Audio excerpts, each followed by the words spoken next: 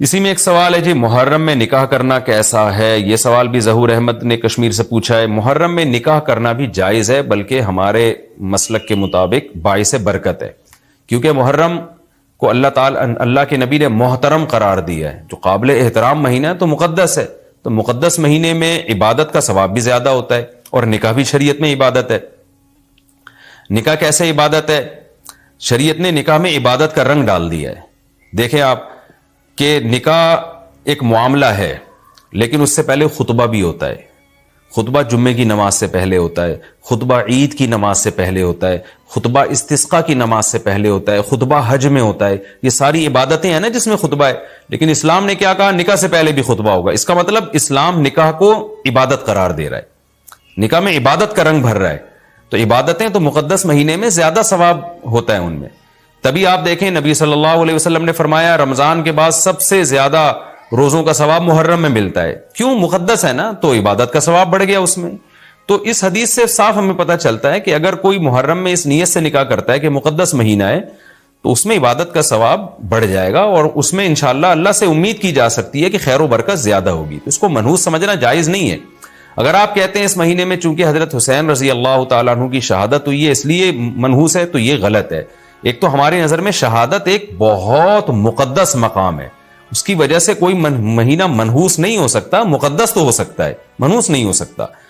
دوسری بات یہ کہ یکم محرم سے لے کے 29 یا 30 ذی الحجہ تک اسلامی تاریخ میں کوئی ایسا دن نہیں ہے جس میں کسی مقدس شخصیت کی شہادت نہ ہوئی ہو یا کسی پہ ظلم نہ ہوا ہو۔ اگر آپ تاریخ کے اوراق اٹھا کے دیکھیں، ہر مہینے ہر تاریخ کو کوئی نہ کوئی اسلام میں اچھا واقعہ بھی ہوا ہے اور برا واقعہ بھی ہوا ہے۔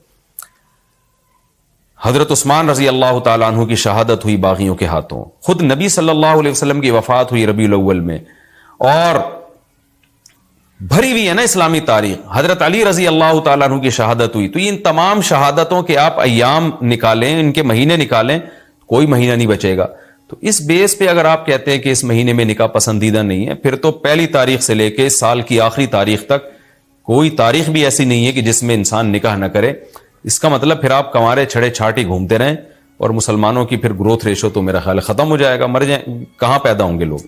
اور اگر آپ کہتے ہیں کہ نہیں جی کسی شخصیت کے کسی دن میں انتقال کر جانے سے یا شہید ہو جانے سے یا اس پہ ظلم ہونے سے وہ دن منحوس نہیں بنتا، تو پھر 10 محرم بھی منحوس نہیں ہے۔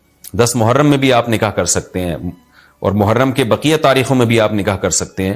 اور روایات میں ہمیں ملتا ہے کہ بعض بڑے بڑے حضرات تھے جن کے محرم کے مہینے میں نکاح ہوئے۔ میں اس بحث میں نہیں جاؤں گا، پھر اس میں تاریخی روایات ہیں، کوئی کہتا ہے فلاں تاریخ تھی، کوئی کہتا ہے، پھر لوگ اس پہ ایک غیر ضروری بحث میں چلے جاتے ہیں، لیکن ہمیں ایسے واقعات ملتے ہیں۔ تو اس لیے اس بارے میں، اور پھر شریعت میں جلد نکاح کی ترغیب ہے۔ نکاح کو ڈیلے کرنا یہ شریعت میں پسندیدہ کام نہیں ہے۔ اس بیس پہ تو ڈیلے کیا جا سکتا ہے نکاح کہ آپ کو رشتہ سمجھ میں نہیں آ رہا، مشورے کر رہے ہیں، لیکن جب ایک دفعہ رشتہ سمجھ میں آ جائے تو اسلام کا حکم یہ کہ اس میں جلدی کی جائے۔ صحیح ہے، بخاری کی مشہور حدیث ہے، نبی صلی اللہ علیہ وسلم کی خدمت میں خاتون آئی، عرض کیا کہ یا رسول اللہ میں آپ سے نکاح کرنا چاہتی ہوں۔ آپ نے چہرہ مبارک کو جھکا لیا، آپ کا ارادہ نہیں تھا۔ ایک اور صحابی کھڑے ہوئے، عرض کیا یا رسول اللہ آپ میرا ان سے نکاح کر دیں۔ اسی محفل میں نبی نے ان صحابیہ کا ان صحابی سے نکاح کرا دیا۔ تو آپ نے تو یہ نہیں پوچھا کہ یہ محرم کا مہینہ چل رہا ہے یا سفر کا مہینہ چل رہا ہے یا ربیع الاول کا مہینہ چل رہا ہے، ڈیلے نہیں کیا اس کو، اس لیے کہ خود آپ کی تعلیمات یہ ہیں کہ نکاح میں جلدی کی جائے۔ تو اگر آپ کو محرم میں رشتہ ملتا ہے، آپ ربیع الاول تک ڈیلے کرتے ہیں محرم کی وجہ سے یا سفر تک ڈیلے کرتے ہیں، تو یہ ڈیلے کرنا خود قرآن و سنت کے خلاف ہے۔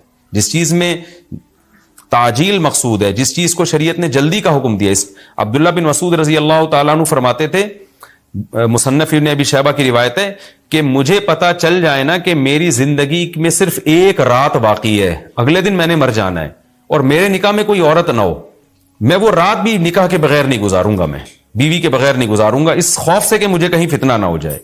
صحابہ کرام جو تقوی کے اعلیٰ معیار پر تھے اور جن سے گناہ کا اندیشہ بہت کم تھا اور کہیں معاشرے میں بے حیائی پھیلی ہوئی نہیں تھی، وہ تو ان کا تو یہ کانسیپٹ تھا کہ بھئی ہم بیوی کے بغیر ایک دن نہیں گزاریں گے، کہیں ایسا نہ ہو کہ برائی میں پڑ جائیں۔